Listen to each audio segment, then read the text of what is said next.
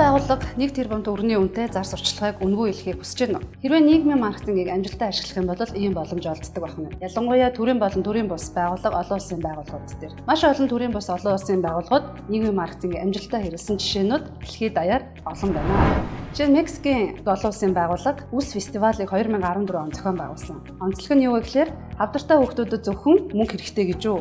Эсвэл урт үстэй хард рокрууд зөвхөн хөгжмөөс өөр юм сонирхдаггүй гэж үү гэсэн. Энэ хоёр асуудлыг огтлцуулж чадсанараа олон сая хүнийг сошиалар байлдан дагуулж мөн олон тэрбум төгрөгийг зөвхөн хавдартай хүүхдүүдийн сэтгэл зүг дэмжигт нь зориулж цуглуулж чаджээ.